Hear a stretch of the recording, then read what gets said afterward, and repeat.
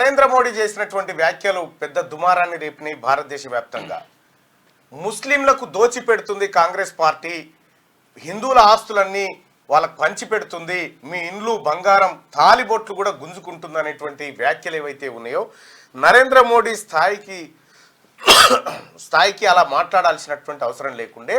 దీనిపైన పౌర సమాజం దాదాపు 2000 మంది కంప్లైంట్ చేశారు ఎలక్షన్ కమిషన్ ఆఫ్ ఇండియాకి.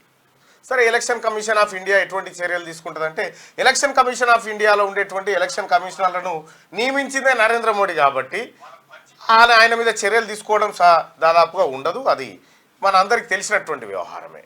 కానీ కాంగ్రెస్ పార్టీ అధికారంలోకి వస్తే ఎందుకు ఇతరుల హిందువులై దోస్తుంది, ఎందుకు ముస్లింలకు పెడుతుంది?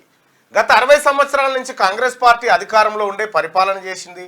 మరి అప్పుడు చేయనటువంటి దోచిపెట్టినటువంటి కార్యక్రమం ఇప్పుడు ఎట్లా చేస్తుంది? ఎందుకు నరేంద్ర మోడీ ఈ మాటలు మాట్లాడిండు? సరే, రాజకీయ వ్యాఖ్యలు చాలామంది చేస్తారు. ఎందుకు మాట్లాడిరంటే, ఒక కేంద్ర ఇంటెలిజెన్స్ సర్వే ప్రకారం 67 సీట్లు మొన్న జరిగినటువంటి 102 పార్లమెంటు స్థానాలకు జరిగినటువంటి ఓటింగ్లో 67 సీట్లు కాంగ్రెస్ పార్టీ ఖాతాలోకి వస్తూ ఉన్నాయి. కేవలం 32 మాత్రమే భారతీయ జనతా పార్టీ వైపు చూపిస్తూ ఉన్నాయి. ఈ ఫ్రస్ట్రేషన్లో ఎట్టి పరిస్థితిలో ఈ ప్రజల్ని డివిజన్ చేయాలనేటువంటి ఉద్దేశంతో ఇది చేసినట్టుగా కనిపిస్తూ ఉంది. కేసీఆర్ మీడియా అని చెప్పుకున్నటువంటి మీడియా కూడా మోడీకి ఎక్కువ రాకపోవచ్చు, మొదటి దఫా దాంట్లో దాదాపు 60 పైచిలకు స్థానాలు కాంగ్రెస్ పార్టీకి వచ్చే అవకాశం ఉందని అంచనా వేస్తూ ఉన్నాయి. ఈ ఫ్రస్ట్రేషన్ తోటి ఎట్టి పరిస్థితిలో డివిజన్ చేయాలనుకుంటున్నారు. హిందువుల తాలిబొట్లను గుంజుకుంటుంది కాంగ్రెస్ పార్టీ అని చెప్తా ఉన్నాం. సార్, ఇట్లా మాట్లాడదలుచుకుంటే నరేంద్ర మోడీ గారు ఒక మాట అడగాలి మిమ్మల్ని. మీ సతీమణి తాలిబొట్టు మీరే తెంపుకొని పోయిరుగా సార్. ఒకవేళ మాట్లాడాలనుకుంటే ఇట్లా 100 మాట్లాడుకోవచ్చు.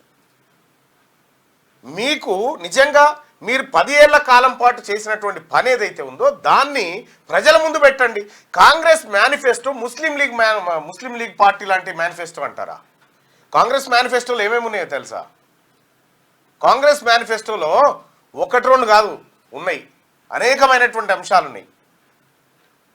అదేదో 4 రూమ్లలో కూర్చొని రాసినటువంటి మేనిఫెస్టో కాదు. దాదాపు 165 అంశాలను క్రోడీకరించి అప్పుడే పుట్టిన బిడ్డ దగ్గర నుంచి కాటికి కాలు జాపిన ముసలి వరకు ఎలా వీళ్ళని అభివృద్ధి చేయాలి, ఎలా వీళ్ళని ఒక సరైన అభివృద్ధిలో భాగస్వామ్యం చేయాలనేది Congress party manifesto. Congress party manifesto అంటే కడగనాకే మేనిఫెస్టో కాదు నరేంద్ర మోడీ గారు. మరి ఎందుకో మీకు ఫ్రస్ట్రేషన్ పెరిగిపోతూ ఉంది. అటు ఎంత చిన్న అంటే నరేంద్ర మోడీ గారిని నిజంగా 400 వస్తాయి అనుకుంటే ఉత్తరప్రదేశ్లో 30 పార్టీలతో పెట్టుకుని పోతూ 30 పార్టీలు. ఇక ఆయన వార్డు మెంబర్ పార్టీ ఆయననే ఉంటాడు, ఆయన ఎన్డీఎల్నే, ఈయన ఎన్డీఎల్నే, ఆయన ఎన్డీఎల్నే. నిజంగా 400 గెలిచేది ఉంటే ఇంత ఆయాసం ఎందుకు సార్?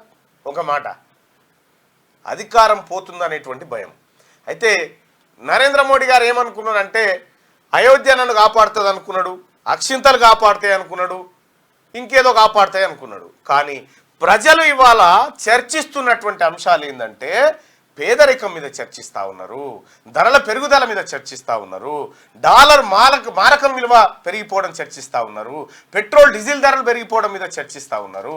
ఈ ప్రజల జీవన విధానం ఏదైతే ఉందో దీంట్లో ఎలాంటి మార్పు రాకపోగా ఇంకా దిగజారినటువంటి అంశాన్ని చర్చిస్తూ ఉన్నారు. సార్, మీరు సృష్టించిన make in India, made in India, ఈ కార్యక్రమాలు ఏవైతే ఉన్నాయో ఈ కార్యక్రమాలన్నీ అట్టర్ ఫ్లాప్ అయిపోయినాయని అర్థమవుతా ఉంది. ఇక ఇంకొక విషయం ఏంటంటే, భారతదేశం $3 ట్రిలియన్ ఎకానమీకి వెళ్ళిపోయింది, మన జీడిపి పెరిగింది. $3 ట్రిలియన్ దొంగది కాదు దొడ్లేకి రాదన్నట్టుగా ఇంత పెద్ద ఎకానమీ అవుతుందా? అందులో ఉద్యోగాలు ఉన్నాయా? బిజినెస్ స్టాండర్డ్ పత్రికా కథనం ప్రకారము రాబోయేటువంటి 2025లో కేంద్ర ప్రభుత్వంలో దాదాపు 25,000 మంది ఉద్యోగాలు పోబోతూ ఉన్నాయని చెప్పారు. కొత్తగా ఉద్యోగాలు ఇచ్చే మాట దేవుడరు, ఉన్న ఉద్యోగాలు పోతున్నాయి. ఇక ఉద్యోగాల కల్పన గురించి భారతీయ జనతా పార్టీ ఎంత తక్కువ చెప్తే అంత మంచిది. అక్కడ కిషన్ రెడ్డి గారు ఉద్యోగాల కల్పన, ఉపాధి, మన్ను మసాడం అని ఇట్లా తెలుగు మేనిఫెస్టో రిలీజ్ చేయగానే పాత బస్తీ కాడ ఒక ఏఎస్ఐ పోయి ఆమెను ఇట్లా పట్టుకోగానే ఏఎస్ఐ సస్పెండ్ అయింది, ఉన్న ఉద్యోగం పోయి. ఉద్యోగాల కల్పన దేవుడు ఎరుగు, ఉన్న ఉద్యోగాలు పోతున్నాయి వీళ్ళని పట్టుకుంటే. ఇగో ఇది పరిస్థితి. సో మొత్తానికి నరేంద్ర మోడీ చేసినటువంటి వ్యాఖ్యలు పెద్ద దుమారాన్ని రేపినాయి. నీకు ఎన్నికల నియమావళి ఏం చెప్తా ఉంది?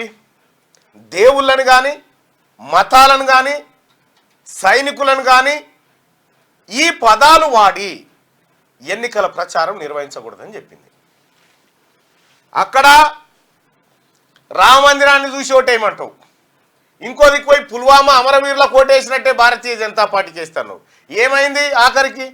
నరేంద్ర మోడీ గారు ఒక మాట చెప్పండి సార్, ఇక లక్ష్యం ముచ్చట్లొద్దు. ఈ భారతదేశం సైనికులు భారతమాత ఇవన్నీ చెప్తారు కదా సార్, ఈ పౌర సమాజానికి తర్వాత ముందు భారతదేశంలో ఉన్నటువంటి ఆర్మీకి బ్యాలెట్ ఓటింగ్ పెట్టు, నేను ప్రధానమంత్రిగా ఫిట్టా ఫట్టా అని. ఆ ఆర్మీ జవాన్లు మిమ్మల్ని గెలిపిస్తే దేశం గెలిపించినట్టే. పో, ఆర్మీ జవాన్లు మీకు కోటేసే పరిస్థితిలో లేరు. అగ్నివీర్ పథకం తీసుకొచ్చి ఆర్మీని కూడా నిర్వీర్యం చేసే కార్యక్రమం చేసినాం. ఇప్పుడట ట్రైలర్ చూసినామట, మనం 10 ఏళ్ల పాటు ట్రైలర్ చూసినామట. ఇంకా మిగిలింది ఏముందా? రేపు పొద్దుగాల మొత్తం ఎన్నికల సిస్టాన్ని రద్దన్న చేయాలి, లేకపోతే ముస్లింలకు ఓటు హక్కు కట్ చేయాలి. ఇక గిద్దప్ప ఇంకేం మిగిలలే ఇక చేస్తాను కూడా.